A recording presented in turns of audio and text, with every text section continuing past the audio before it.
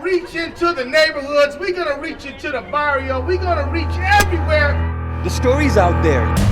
Islam, one of the fastest growing religions in America, 1,209 mosques. No 30-second sound bites. Like all other faith traditions, America means home to 7 million Muslims. Michigan, Chicago, Houston, Washington, D.C., uncut, the whole thing. Detroit, Iowa, Virginia, Montana, San Francisco, Tennessee, New York City, Los Angeles, Las Vegas, Boston. Experience the independent voices of American Muslims. Muslims America.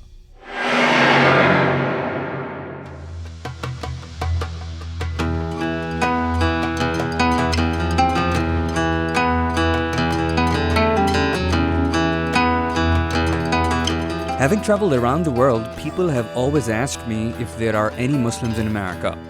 And if there are, then are they like any other Muslim? What kind of clothes do they wear? How do they pray? What brand of Islam do they practice? What do they do for a living? To some, this line of questioning would seem strange.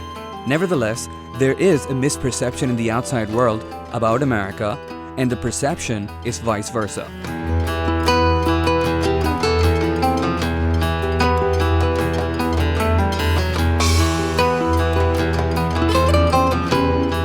And now, when I'm here in America, I'm gonna try and find answers to these complex questions. So I head out to a location hidden deep in the woods of Philadelphia.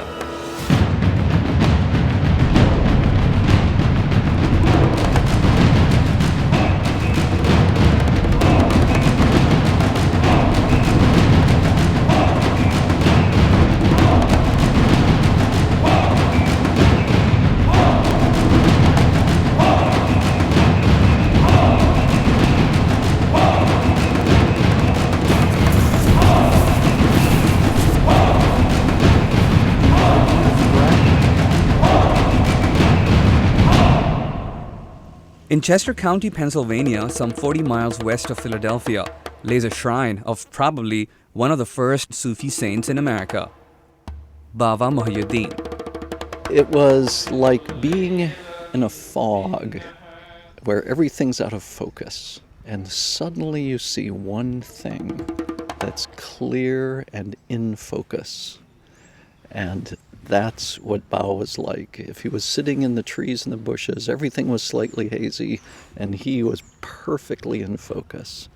And the resonance in Bao, which he said if you take a violin and you strike one of the strings and you hold it next to another violin, that same string in the other violin will start vibrating. And being with Bao was just like that. M.R. Baba Muhyiddin came to America in 1971. And in just 15 short years, brought a subtle tranquility to this region.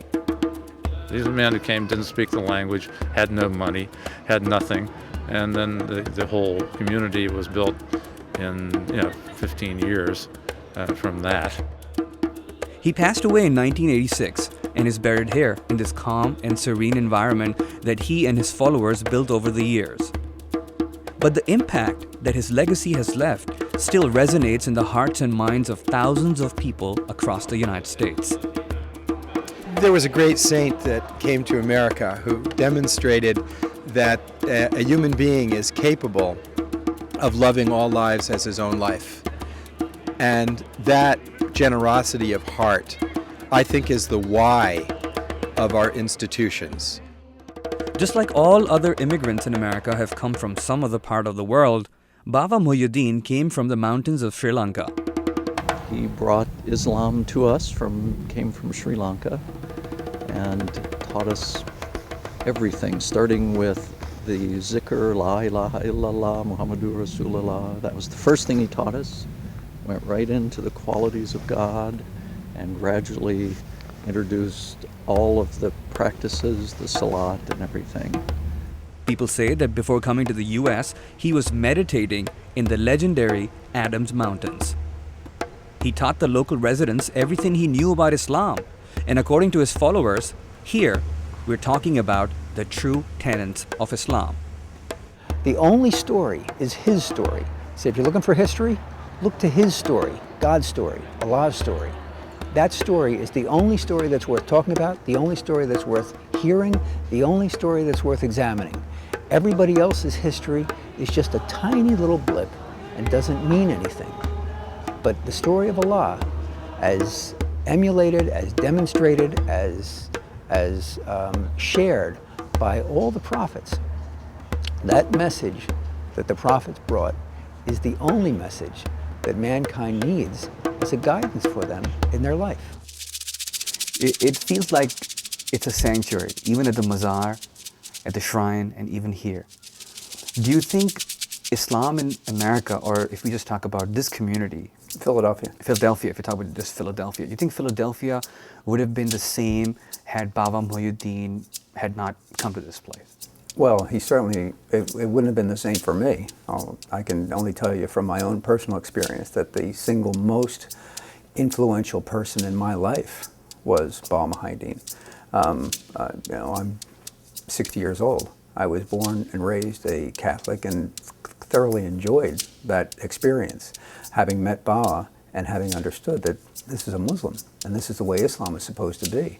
And this is the only association I had with Islam, was this incredibly kind, gentle, sweethearted, but absolutely clear person who seemed to understand what it is that people had within their own heart, and also understood what it was that they needed to get rid of within themselves, that those things that were separating them from Allah. Those kinds of experiences lots of people had with Baba. And because of those experiences, a lot of people came to Islam. So for me, having met a Muslim and perhaps having those kinds of experiences changed every part of my life from that point on. But what is the actual message of this American Sufi saint, Baba Muhyiddin?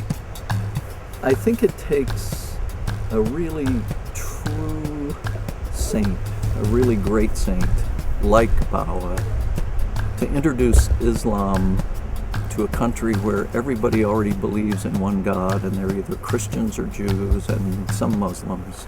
And without somebody who can actually manifest it himself, I think it would be very difficult.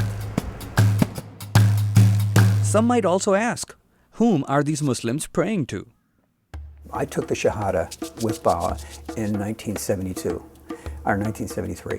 When I took the Shahada, he said, and made me repeat after him, Ashhadu an la ilaha illallah, Ashhadu anna Muhammadan Rasulullah, and explained every part. And he said, what you're saying is that there is no God but God, and that Muhammad is the messenger of God, and that following those teachings of the Prophet will get rid of the things that separate you from God.